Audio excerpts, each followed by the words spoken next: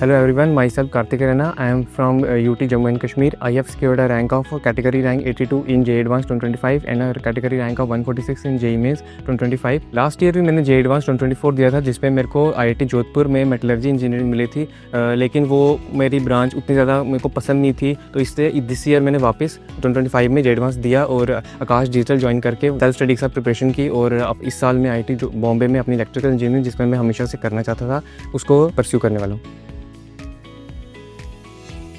जब मैं 9th और 10th क्लास में था तभी से मेरे को मैथमेटिक्स में काफ़ी इंटरेस्ट था, क्योंकि मेरे मम्मा भी लेक्चरर है मैथमेटिक्स के। तो मैथ को कंटिन्यू करने के लिए जेईई की प्रिपरेशन के लिए जब मैं सर्च कर रहा था कि कहाँ से करनी चाहिए, तो वहाँ से मेरे को आकाश के बारे में पता चला। एंड स्पेशली जब फिर 2 साल में आकाश में रहा अपने 11th एंड 12th में, वहाँ पर प्रिपरेशन की मैंने। और फिर उसके बाद इस साल जब मैं आकाश डिजिटल के बारे में मेरे को पता चला, तो जिससे मेरे को अपना टाइम बचा सकूँ, क्योंकि जब ऑफलाइन कोचिंग में हम जाते थे तो हमें काफ़ी ट्रैवल करना पड़ता था घर से पहले वहाँ पर। तो उसके टाइम बचाने के लिए इस साल फिर मैंने आकाश डिजिटल ज्वाइन किया, जो मेरा काफ़ी अच्छा डिसीजन साबित हुआ मेरे हिसाब से।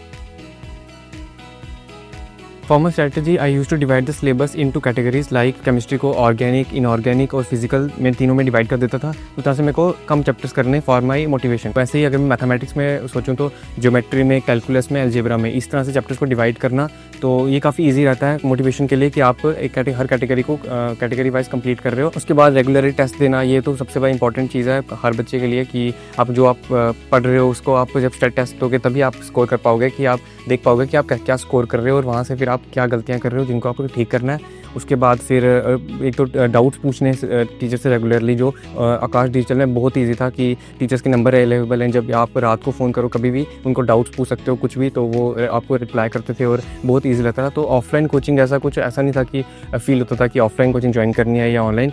आकाश डिजिटल बिल्कुल ऐसा होता रहा कि मैं एक तरह से ऑफलाइन कोचिंग में हूँ, लेकिन मेरे लिए टाइम सेविंग है, और क्योंकि मेरे को ट्रैवल नहीं करना पड़ता था डिस्टेंस।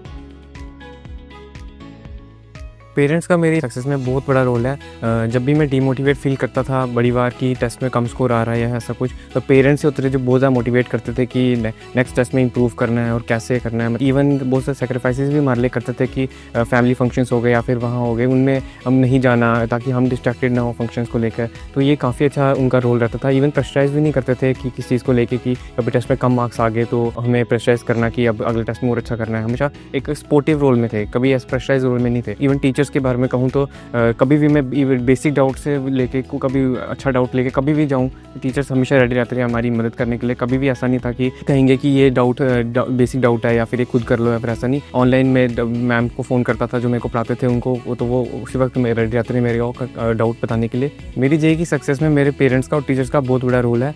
इनके सपोर्ट के बिना मैं अपने ड्रीम कॉलेज और अपनी ड्रीम ब्रांच में कभी नहीं पहुँच पाता। इन्हीं की बदौलत था कि मैं आज जो अपने कॉलेज में जो मैं चाहता था, इलेक्ट्रिकल इंजीनियरिंग अपनी ब्रांच जो मैं बचपन से चाहता था उस पर हूँ, और अपने कॉलेज IIT बॉम्बे में जो सभी का ड्रीम कॉलेज था, वो मेरा ड्रीम कॉलेज था, उसको अचीव कर पाएँ।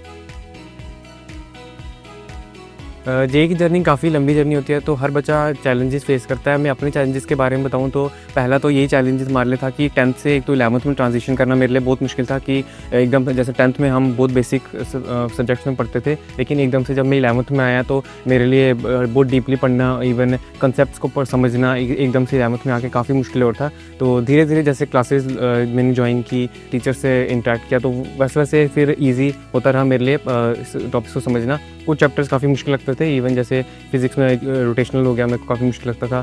केमिस्ट्री में इनऑर्गेनिक के लिए रेगुलरली याद करना पड़ता था, तो वो एक चीज़ थी। इवन मैथमेटिक्स में कोनिक सेक्शन एक टॉपिक होता था जो काफ़ी ज़्यादा मेरे को जिसमें प्रैक्टिस चाहिए होती थी, तो एक वो चैलेंज हो गया। इवन एक सेकंड जो चैलेंज मेरे लिए फेस करता था वो डिस्ट्रैक्शन का था। यूट्यूब में हम रेगुलरली वीडियोज़ डिस्ट्रैक्ट हो जाते थे आप वीडियोज़ के लिए, तो वहाँ पर खुद को पढ़ाई की तरफ मोटिवेट रखना वो एक चैलेंज होता था मेरे लिए। थर्ड चैलेंज ऐसा हो गया कि जैसे हम जब मैं टेस्ट देता था तो उसमें सिली मिस्टेक्स करना, उनको कैसे इंप्रूव करना है, एंड क्वेश्चन रीडिंग हो गई, ये सब चैलेंजेस जो मैंने फेस किए थे।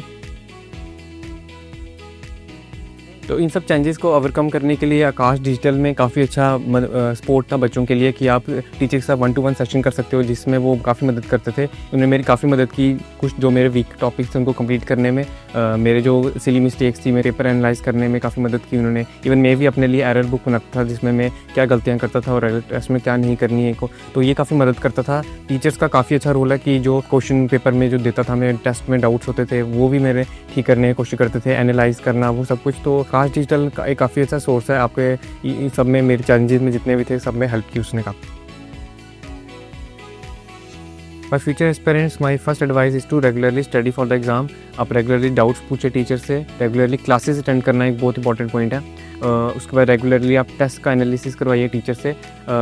जो टेस्ट का जो भी आपका डाउट्स हैं टेस्ट में या जो आपने गलतियाँ की हैं उन्हें एनालाइज कीजिए। अपने खुद के जो आपने एरर बनाइए कि आपने इस पेपर में क्या गड़बड़ की थी और क्या अगले पेपर नहीं करनी है। सिली मिस्टेक पर काम करना जो आप एक सोल्यूशन हो सकता है कि आप ज़्यादा से ज़्यादा क्वेश्चन सॉल्व कीजिए जिससे आपकी सिली मिस्टेक्स कम से कम मिनिमम हो सकें। उसके बाद फाइनल पॉइंट ये होगा कि सोशल मीडिया का आप जितना कम से कम यूज़ कर सकते हैं, आप जितना स्टडी के रिलेटेड यूज़ कर सकते हैं, उससे जितना बेनिफिट ले सकते हैं अपनी स्टडी में, वही एक मेजर पॉइंट होगा। उसके अलावा मुझे नहीं लगता आपको सोशल मीडिया में उतना ज़्यादा इन्वेस्टेड रहना चाहिए रील्स या उस पर। तो that will be my advice. All the best, thank you.